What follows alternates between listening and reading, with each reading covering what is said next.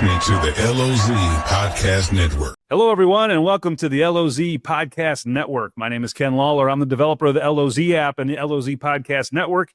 And as you know, on the Podcast Network, we talk to people around the lake that are business owners. They might be realtors. They could be just people around town. But today, I'm super excited because I have a couple of friends that own one of the best restaurants at the lake. I have Mary and Chef Jeff from Jeffrey's Prime Rib and Lobster. Hello, guys. Hello. Hey, how are you? Well, I'm excited to do this because, as you guys know, I'm here a lot. So I've sampled the menu quite extensively. But what I always find is cool is when I come and talk to you guys and we sit around and talk is all of the old days you talk about, the place where it all started. Tell everybody kind of Mary, where did you start when first started? Potted steer. The Potted Steer, which is no longer around even. Nope. I think right now it's a highway, right? The highway went right through at the Jeffrey Road. Yeah, it did. It took some of the back parking, but where the building was is still basically there. And back in the day, the Potted Steer was the place to go, right? That was fun. It was best days of my life. I didn't realize until now. Yeah. Can you imagine? I mean, think back to those, how long ago that was, and just all the people that you met. And there's a lot of them are still here. Some of them aren't. And a lot of employees, we all work together. They're still my best friends. We still keep in contact, a lot of them. A lot of the customers come here now and they expect the same kind of Potted Steer treatment, and hopefully they get it. Well, and there's another great restaurant that you started at, Chef Jeff. What's that one? Well, I actually started at the Potted Steer also in 1983. And then 1984, we opened the Blue Heron. I helped Mr. Bohr open it. He was the owner of it, and I was 21 years old, and I was the chef there at the Blue Heron for 27 years. Wow. And the Blue Heron, as everybody remembers, sits up on the bluff. Still there today. They haven't sold it yet. I don't know what they're going to do to it, but I mean, you could go there and sit outside around the pool, have cocktails, watch the sunset, go in for an amazing meal. I mean, it was just a classic meal and a classic presentation. I know the gentleman that owned it, Mr. Bohr, he was always there. Usually you could talk to them. And I mean, those were interesting days, right? I mean, that's back then. That was when you almost couldn't find milk and bread in the winter, right? I mean, it was not the lake today. You know, both restaurants closed in the winter. Potted Steer closes notoriously the Saturday before Thanksgiving and reopened the third or fourth Friday in March until the mall came. And then we stayed open till right after Thanksgiving. And when you said you're hard to find milk and bread in the wintertime, you have to realize we only had one stoplight down here between Camdenton, Missouri and Jefferson City. And that was on Highway 42 at the old Carl's Market.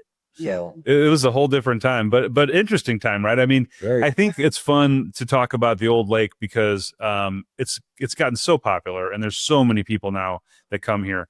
But back in the day, it was still kind of an old boys network, right? I mean, there was a lot that happened at the lake that stayed at the lake, and you never really heard about. But you guys you've been in all the stories, right? I mean, you hear everything going on. We've heard it all, seen it all. Yeah, different. It was a different area and time back then. Yeah. There wasn't that many fine dining restaurants to choose from. So Blue Heron and Potted Steer and really Jay Bruner's. Absolutely. Actually, everything was independently owned back when we came down here, other than McDonald's. McDonald's came in, I believe, 1982, and it was the first chain restaurant to come down here. And now the place is loaded with chain restaurants. And it's there's, for instance, Bentley's restaurant. They're the longest surviving independently owned restaurant down here, I believe. I believe he started in 1972.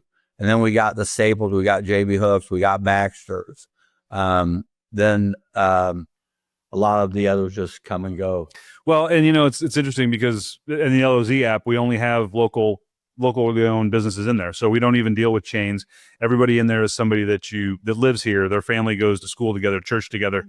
That's a really cool dynamic for the lake because I would bet the percentage of locally owned, really good restaurants and businesses for here, if you go to the big city, it's all chains, it's all strip malls. Pretty much.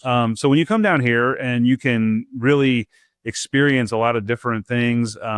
And the cool part about what I think you guys have done is you've married some of the new stuff, a little bit of new stuff on the menu, but you've kept the classics that we all love that all started out. I mean, where else could you go? I don't know anybody. When I bring people into town and I say, we're going to go out for fried lobster, they're like, what? I've never even heard of that. I go, well, if you lived here, you'd have heard of it because it's the staple on the fine dining. Mm-hmm. Where did that start? I mean, do you remember where that started? Well, from the story I heard from Mr. Bohr, he had a restaurant by the name of Lefty's Steakhouse, and he had fried oysters on the menu. And one day they had a piece of lobster, and he decided to bread the lobster up and put it in the deep fryer.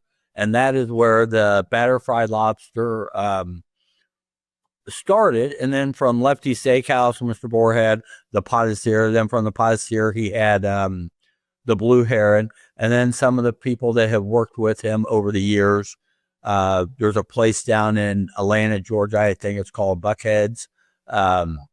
But some people from that worked at Lodge of the Four Seasons also worked with Mr. Bohr, and they kind of made it a little popular down there in Atlanta, Georgia also. And then up in northern Missouri, there's a restaurant up there, AJ's, or the Pear Tree Restaurant.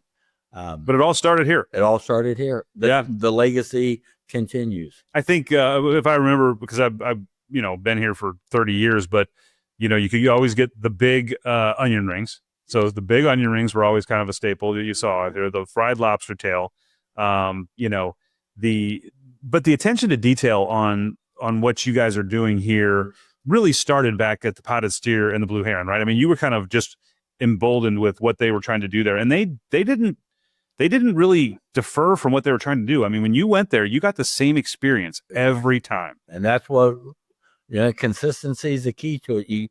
And I tell people, you cannot be everything to everybody. You have to pick your niche and stick with it.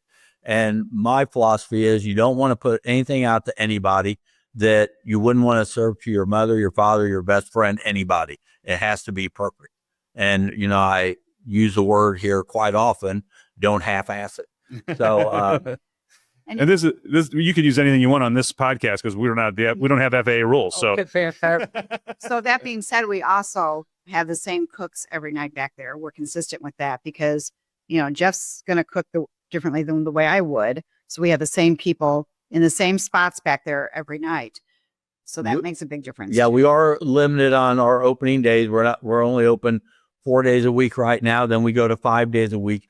But we have the same person on the fryer, same person on the deep fryer, same person on the grill, same person on the saute, consistently. So you go to other restaurants where they're open 7 days a week, lunch and dinner, and they're constantly switching different people in different positions.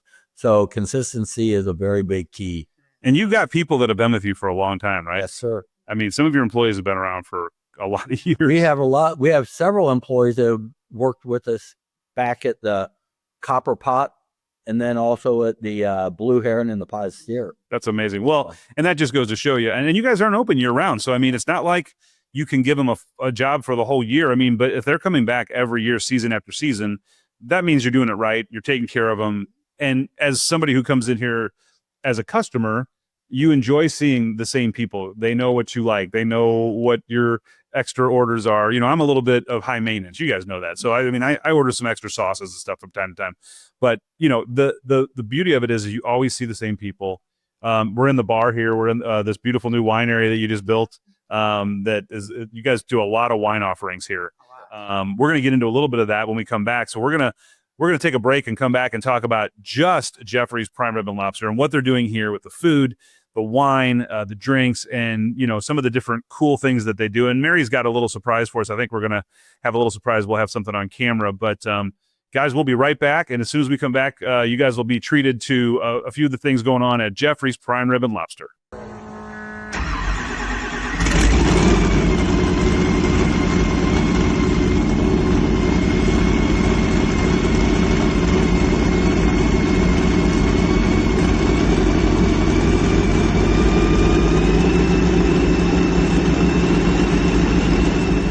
Welcome back, everybody, to the LOZ Podcast Network. Today, we are at Jeffrey's Prime Rib and Lobster, and I got to tell you, we have some fun stuff going. So right here in front of us, we have one of the coolest things that I think we get here, and it's not necessarily dinner, it's after dinner.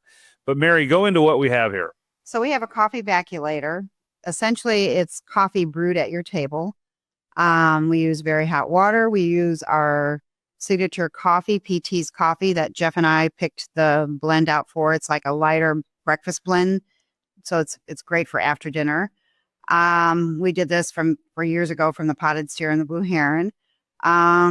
So we are waiting for it. It's not a quick process. It takes a little bit of time. I started it already. Once it starts to boil, it's kind of like a percolator type thing. It starts from the bottom, goes to the top. Then when I remove the heat, everything from the top goes to the bottom. But it's so intense, and it's the coolest way to finish off a meal. I think, you have this big meal, you're eating all your favorites, and then you need a little something. And this coffee is just the absolute pinnacle of the end of the meal. And you get to sit around and talk a little bit while this thing brews, and everybody's watching it, right? I noticed whenever there's kids around, they're looking at this thing like, what is that? I always have to say, a watched pot never boils, but before you know it, it'll be there. What's happening now is it's creating a vacuum, and all the water from below just went to the top, and it's going to percolate. And Mary has a timer. She's going to start, and then once it goes through, it'll be time to. And then also we marry this with schlag, which to me, I could just It makes eat it actually. And I know you won't tell us the secret of what's in there, but it's like the best sweet, creamy dollop of goodness that I think you could put. It's a homemade sweetened whipped cream. We make it every day. It doesn't have preservatives in it. We just make And this coffee was not something that just happened. You didn't just go pick a coffee off the shelf. I remember, Jeff, you told me you guys spent a lot of time. We did. The coffee we use is called PT's Coffee out of Topeka, Kansas. And it was rated the #1 coffee roasting company in the nation by a magazine called Roast Magazine. And you would think the best coffee roasters would be in Chicago, New York, San Francisco, not Topeka, Kansas. But we made a trip up to Topeka, Kansas, and we tried multiple different profiles and all. And now we have it, and we also sell it in retail packs. Ground or whole bean. And you guys do, the cool part about it is, and we're going to talk about the menu here, and let's start with the salad, because the salad to me is almost a meal in itself. It's so unique. You guys make all of your own dressings here. Correct. Yeah. You sell those dressings. We do. Even after the fact. So you can take some home with you, which we do. And, it's just amazing the way you put a salad together here. You can tell that every one of them is put together with love. You really put time and effort into it. We do. There's a reason iceberg lettuce is called iceberg lettuce. And the reason is we soak our lettuce in ice water. And that's why it's called iceberg lettuce, because it opens up the cells of the lettuce to make it nice and crisp. And you serve it on an ice cold plate. It's a way to do it. I've had it other ways, and it's not as good. I always say to myself, I'm like, why can't this just be like Jeffrey's salad? It's just so good. It's amazing. We go to places too, and the salad's served in sometimes a warm bowl. Yeah. No, it's an amazing experience. So we start with the salad. Everybody it's family style, which I think is so cool. You can have seconds if you want, right? As much as you want. And it's an incredible salad. And then let's get to the menu that we love.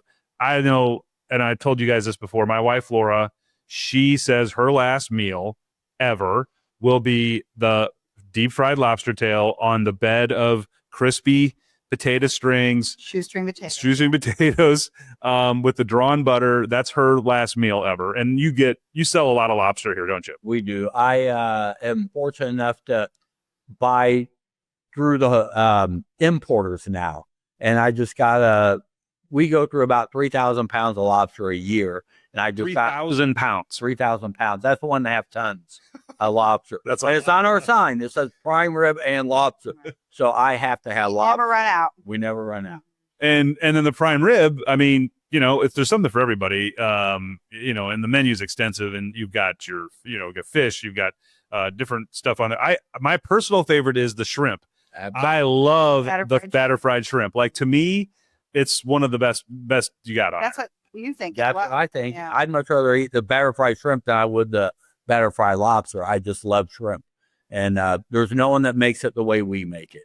And your steaks, you serve table side on the grill. You actually heat it up a little bit. You pour the au jus on the steak. I mean, everything that you guys do is not just the quality of food. It's not just the way that it comes to you, but it's the presentation. You guys spend a lot of time training your people on present this the right way. Yeah, the servers have about a 3-week training process, depending on how many days they work. But yeah, and then Jeff gives them a test. So. And if they don't take the test, they go back to the drawing board, or they take the test. If they don't pass it, But it's evident. We have a great staff. Yeah, we're very fortunate. So my timer's up. Do you want me to do the next step? Okay, so guys, we're ready for the evacuator. So now it's gone all the way up, and it's been brewing, and the beans, and it's just taking on all that. It smells great, by the way. Oh, it does smell great. Now she's going to do what do you call this part of it? I'm removing the heat. She calls it the grand finale. Yeah, don't tell you the grand, but anything from the top will go to the bottom now. There it goes. So now it's coming, and this is where the kids, when the kids are watching from the tables, they see this and they're like, "Oh my gosh!" It's like a science experiment. Now it's not just kids watching it; at the table they're all. That's true. That's true. Yeah, and I mean, this is just the most intense, flavorful coffee experience, and that's why I would encourage anybody, if you're coming to the restaurant, don't stop at the meal. Get the coffee afterwards. It's a big finale, and all the grounds and everything stay in the top. There's a glass plunger in the tube that keeps the grounds there. And now we've got one of the best brewed, intense coffees that. I'd like some. How about you, Chef? Well, I'm not a coffee drinker. Okay, well then Mary and I are going to. I leave that up to Mary and yourself.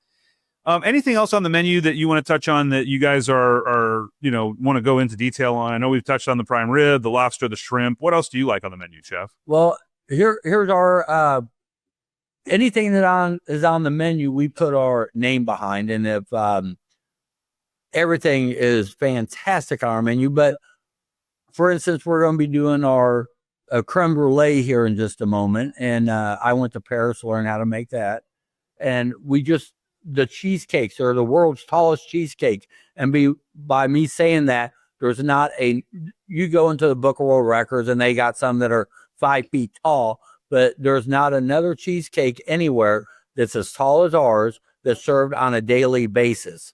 And I have special pans made. Thank you, Mary. Special pans made to make them so tall. So most cheesecakes, use about 3 pounds of cream cheese in it. We use 7 pounds of cream cheese in our cheesecake. Well, I'll tell you, as you guys can tell, the presentation, the attention to detail, the quality of the food. I mean, you're buying wine differently than most people are buying wine. You're buying your lobsters differently. I mean, you have really dialed in to how to get the best quality products that you want on your restaurant. Well, on the wine end of it, I'll tell you, on the Camus, we sell more Camus than anyone in central Missouri, if not all of Missouri. And we offer Camus by the glass.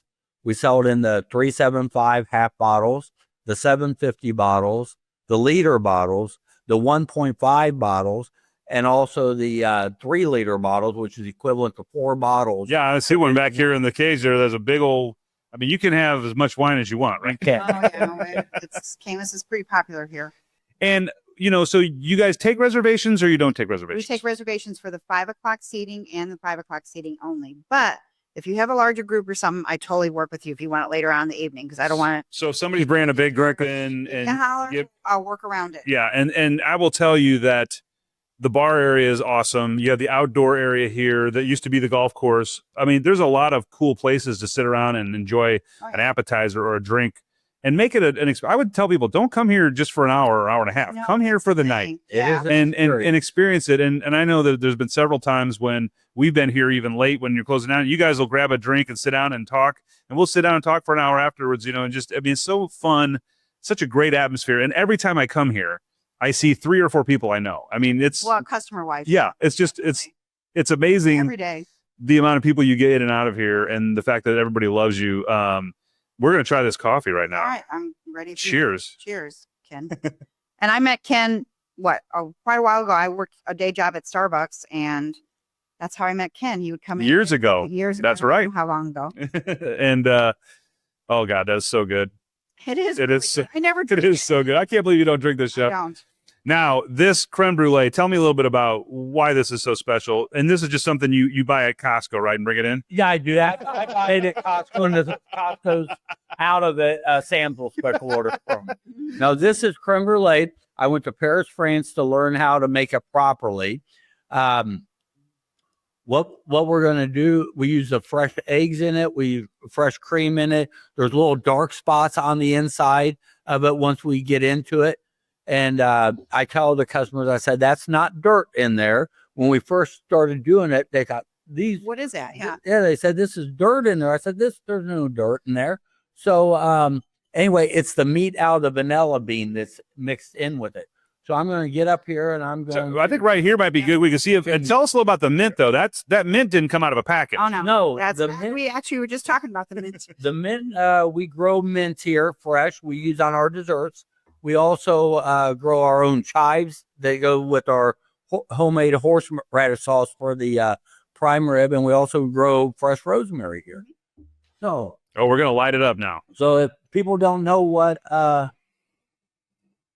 creme brulee in French means, burnt cream, and then there's a special way to tell that if it was made properly or not. I always tell people it smells like toasted marshmallows. It does. It smells like a little marshmallow Right. roast. And what I do is I have little samples that I'll give out to several of our customers. And Yeah, let's show them the top there. This is look at how that looks when it's all done. It's Yeah, got it's delicious. caramelized and just absolutely beautiful. And you do want to let it sit just a minute or so because you want it to get like a glass topping, correct, Jeff? yes, and if you now here's how you tell if it was made properly. Now, Ken, take your spoon there and tap it, and there should be a little crust on there. Oh yeah. Okay, now if there's not a crust on it, then I need to go back to Paris and take my class over again. Nope, you did good. There you go. That's outstanding. Let's go dig in. Mary, take yours for ladies first, Mary. Okay. This is another thing that we don't eat here too often. Oh my gosh, look at that. And this will set your Perfect. standard on creme brulee. Look at that. Don't worry. Look at that crust. Oh my goodness. That's just as Delicious. Perfect. and it's just Mm-hmm. wow. It is good, isn't it? Well, I'm sure we've made a lot of people hungry I'm sure. talking about the menu, the coffee, the lobster, the prime rib, the shrimp. You guys have to get out here. And I'm sure a lot of you have already been out here, but you know, we tend to get to the lake, we get busy, and all of a sudden we look around, we're like, hey, we haven't been to Jeffrey's in a couple months. True. Come out and enjoy it here. This is one of the neatest culinary experiences at the Lake of the Ozarks, run by a couple of my favorite people. Oh. And we really enjoy coming here and enjoying the food and the atmosphere and just the camaraderie that goes on. And I'm so happy for you guys for another season. And I would encourage everybody in the LOZ app, everyone watching this on the podcast network, get to Jeffrey's Prime Rib and Lobster. Thank you, guys. Well, thank you, Thank you. Ken. Appreciate it. All right. Till next time on the podcast network, we'll see you guys later. And remember, always eat local at Lake of the Ozarks.